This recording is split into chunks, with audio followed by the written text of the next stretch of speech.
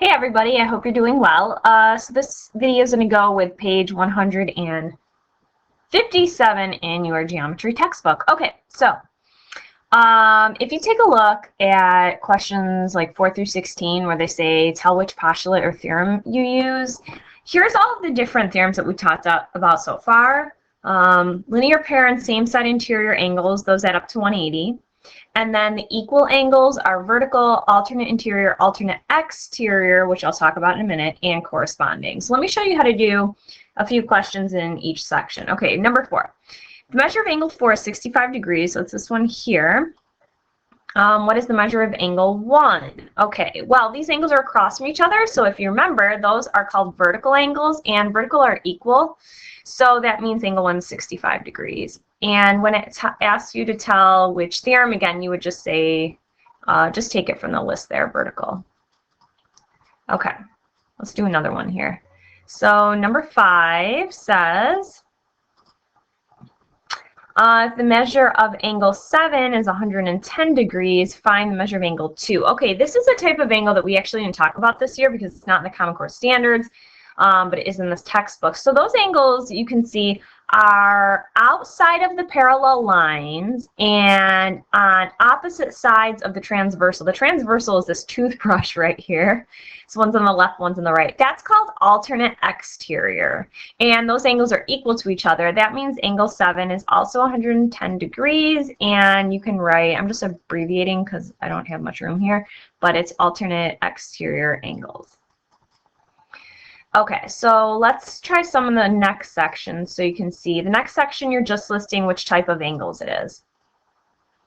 Okay, so angle 1, okay, this is a symbol I think we only talked about for a few days, but this symbol right here is congruent. Congruent, just think of it as being equal. Anytime you see this symbol in the textbook, it just means equal. Angle 1 equal to angle 5. Those angles are in the same exact spot. Like if you look, if I'm right here, if you look where my pen is, it's down and to the left. That's where angle 5 is. And same thing where angle 1 is, down and to the left.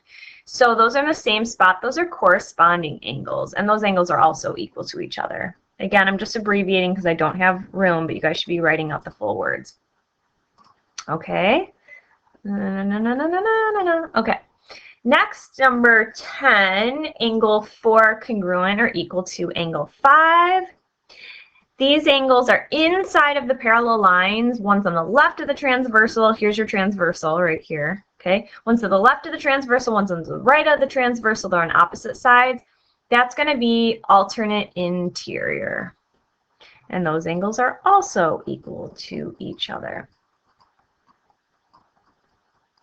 Okay, and let's skip and do a supplementary one here.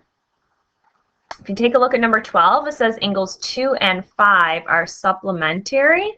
So here's angle 2, here's angle 5. This time, they're both to the left of the transversal, so they're on the same side, and they're inside of the parallel lines. So same side interior angles add up to 180, again, meaning supplementary. So this is same side interior.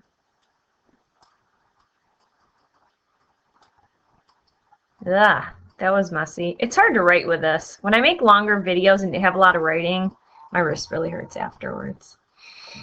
Okay. Don't you guys miss me? I miss you. All right. Which one is the best one to do here? 19. I like 19. Okay. But wait, let me move this back so I can see the list. There we go. Okay, number 19. Find angle 1 and 2. Explain your reasoning. Meaning, like, what theorems did you use in the list? Okay.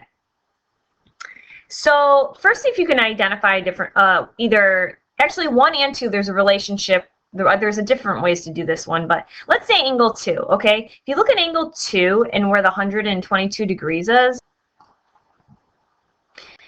those are same side interior angles, and if you go to the list, those angles add up to 180. Okay, so they're both to the right of the transversal inside the parallel line. So if you do 180 minus 122, you'll get 58 degrees. So to explain it, you can just go, angle 2 equals 58, and those were same side interior angles.